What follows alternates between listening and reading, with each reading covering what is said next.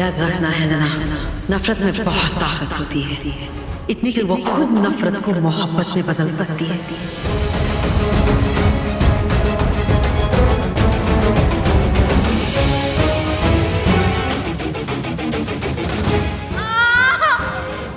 शुरुआत में थोड़ी पीड़ा होगी, बाद में इतनी नहीं होगी। चुपचाप सो।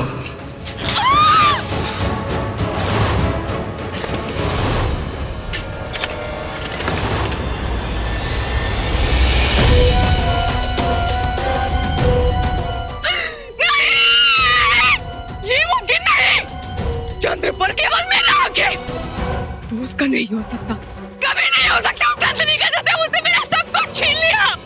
हेलेना,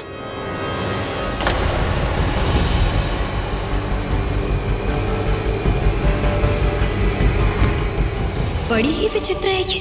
आज कोई मनुष्य नहीं मिला तो निर्जीव वस्तुओं पे क्रोध निकाल रही है।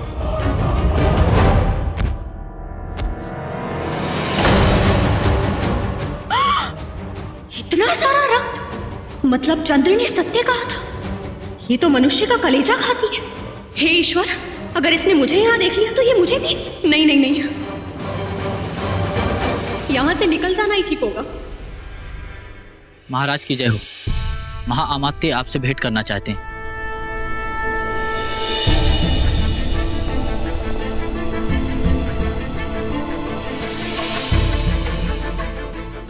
आपने मुझे बुलाया?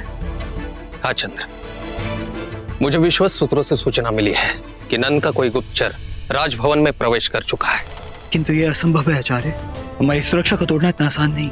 परंतु असंभव भी तो नहीं है। तुम भी तो हर सुरक्षा पंक्ति को तोड़कर पहुंचे थे स्वयंवर में।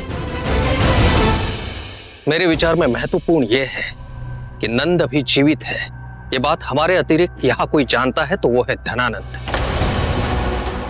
और इसलिए तुम्हें तुरंत धनानंद से जाकर मिलना होगा। परंतु एक बात का स्मरण रहे, वो ये नहीं जानता कि नंद के जीवित होने की बात हम जानते हैं।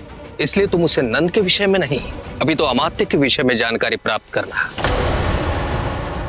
यदि एक बार अमात्य हाथ लग जाए तो नंद का पता लगाने में समय नहीं लगेगा।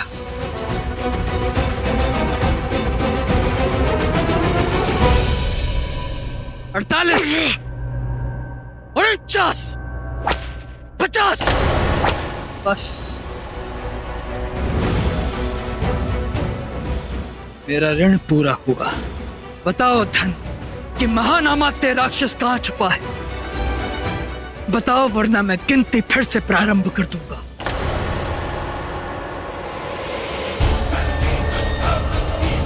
लज्जा आती मुझे अपनी वशता पर। कितना असहाय हुए। वहां मेरा पुत्र बंदीगृह में कोड़े खा रहा है और यहां मैं हाथ पर हाथ धरे बैठा हूं। किंतु महाराज, मेरी चिंता कुछ और है। चंद्रगुप्त मौर्य ने कुमार धन को मृत्युदंड देने का आदेश दिया, परंतु उसी समय चाणक्य ने उसे ऐसा करने से रोक दिया। क्या आप इसका अर्थ समझ सकते हैं? तुम कहना क्या चाहते हो अमात्य? यही कि चाणक्य कुमार धन से आपके विषय में सूचना प्राप्त करना चाहता है। मुझे तो संदेह है कि कहीं वो ये तो नहीं जान गया है कि आप जीवित हैं। नहीं, ये संभव नहीं है। हाँ, यदि ऐसा हुआ तो हमें कुछ भी करके धन को वहां से शीघ्रता से निकलाना होगा। बताओ, अमात्य कहां है, या मैं फिर कोड़े लगवाऊं? अब समझ में आया चंद्र, तूने मुझे क्यों नहीं मारा। तुझे अमात्य का पता चाहिए था, इसलिए चाहे कितना ही प्रयास कर लो चंद्र, मेरे बाल छीन, मेरी आंखें निकाल लो, मेरे नाखून नोच लो, चाहे मुझे कितने ही कोड़े मार लो चंद्र, मैं तुम्हें कुछ नहीं बताऊंगा। ठीक है, यदि तुम्हारी यही इच्छा है तो मैं तुम्हारी इच्छा पूर्ण करूंगा। मैं तुम्हारी आंखें निकाल लूंगा, तुम्हारे नाखून नोच लूंगा। तो उससे पूर्व मैं तुम्हें एक दिन का समय देता हूं।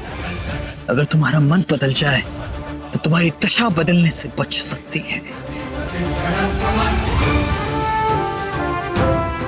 और पहर इसकी सूचना मुझ तक पहुंचनी चाहिए।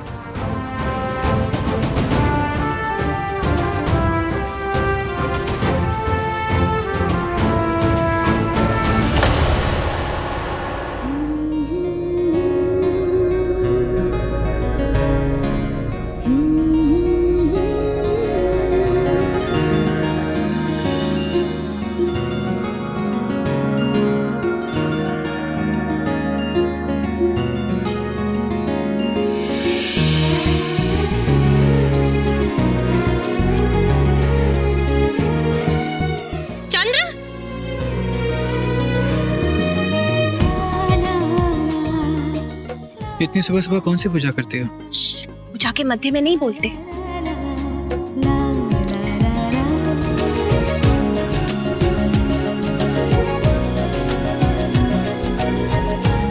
हो गई पूजा? हाँ। चंद्र चंद्र रुको ना, मुझे तुमसे एक आवश्यक बात करनी है। क्या? कल रात तुम उसके कक्ष में नहीं गए ना, ये जानकर मेरा तो मन आनंदित हो गया। तुम्हें पता है कल रात को मैं उसके कक्ष में गई थी और मैंने देखा कि उसने सारी चीजें तोड़ दी, सब तहस नहस कर दिया। ये क्या इसने कर रखा है? सीधे सीधे कहो किसके बारे में बात कर रहे हो? अब ये बताना आवश्यक है कि इस पूरे महल में एक ही तो इंसान है जो ये सब कर सकता है, वो है लेना, और कौन होगा? अरे मैं तो भूल ही गया था, कल रात मुझे उसके कक्ष में जाना था। अच्छा हुआ तुम नहीं गए, नहीं तो वो तुम पे धावा बोल देती। कल रात तुम नहीं गए ना, इसीलिए उसने अपने कक्ष पे धावा बोल दिया। तुम्हें पता है उसने बर्तन, चौसर, गदियां, आभूषण, उसने सब कुछ तोड़ डाला। और हाँ चंद्र, मैंने कल रात को उसके कक्ष में एक और चीज देखी। क्या? रक्त। रक्त? तुम बिल्कुल ठीक कह रहे थे, हेलेना मनुष्यों का कलेजा खाती है। कल रात उसने भोजन में यही किया था। तभी तो जब मैं उसके कक्ष में गई तो मैंने देखा कि हर तरफ रक्त ही रक्त बिखरा हुआ था। मैं तो बहुत डर गई चंद्र। हाँ अवश्य वैसा ही हुआ होगा, किंतु तुमने बात किसी को बताई तो नहीं ना? नहीं, मैं बहुत समझदार हूँ।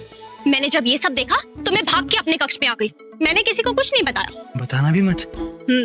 ना क्या पता वो तुम्हें भी। शुभ बोलो चंद्र। नहीं, मुझे नहीं। अब तुम चिंतित ना हो, मैं तुम्हें खुश नहीं आने दूंगा। मैं एक क्षण उससे बात करके आता हूँ। चंद्र अपना ध्यान रखना। ठीक है। माँ, ये तो वही है ना जिन्हें पिता महाराज अपने गुरु मानते थे? हाँ, कदाचित तुम्हें स्मरण नहीं होगा क्योंकि तुम बहुत छोटी थी तब। जब भी वो महल में आया करते थे तुम्हारे पिता महाराज से मिलने, तो तुम उनसे बहुत सारे प्रश्न पूछा करती थी। अच्छा, फिर तो इस बार भी जब वो आएंगे उनसे मैं बहुत सारे प्रश्न पूछूंगी। उसकी तैयारी कर। क्या हुआ नंदिनी? कल रात तुम महाराज के साथ थी ना, क्या उन्होंने? नहीं नंदिनी, सच सच बताना, वो तुम्हारे साथ अच्छा व्यवहार तो करते हैं ना? तो फिर ये पैर में चोट कैसे? वो कल मैं बागीचे में गई थी तो क्यों ही फिसल गया या चंद्र ने धक्का दिया? नहीं माँ, उसने ऐसा नहीं किया।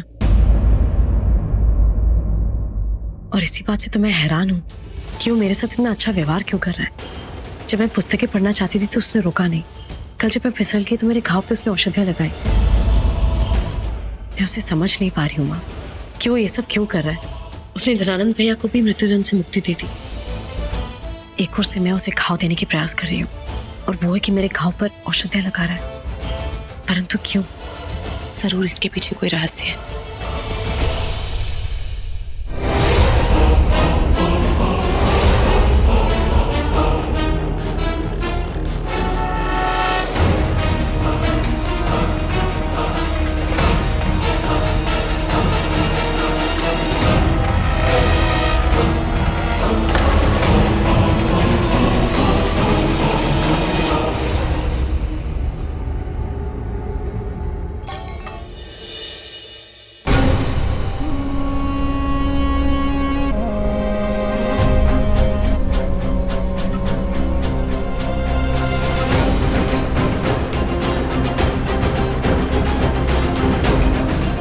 हेलेना, तुम मुझसे क्रोधित हो तो फिर मेरा क्रोध इन निर्जीव वस्तुओं पे क्यों निकाला?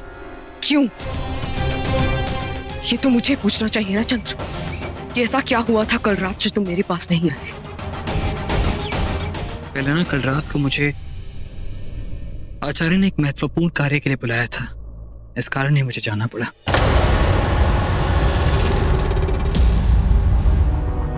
झूठ, मुझसे झूठ बोला चंद्र। तुम नंदिनी के पास थे, मैंने वो आवाजें खुद सुनी थी।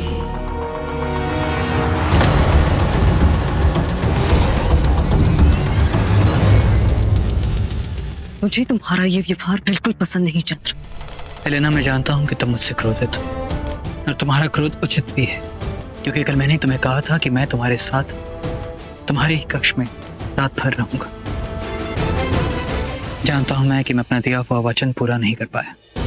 कल रात का हिसाब तो मैं चुकता कर लूंगी, और वैसे भी अब और कई रातें आने वाली हैं हमारी जिंदगी में, तो क्या हुआ अगर तुम नहीं आ पाए?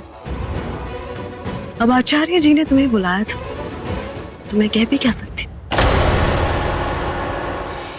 कहने से कुछ नहीं होगा चंद्र, मैं करके दिखाऊंगी।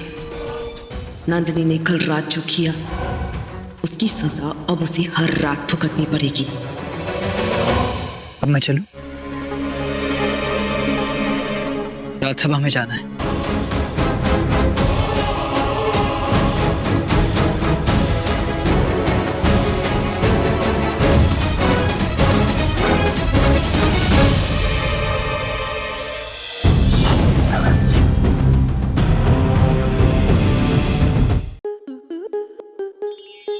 आपके मनोरंजन पर अब नहीं लगेगा कोई ब्रेक।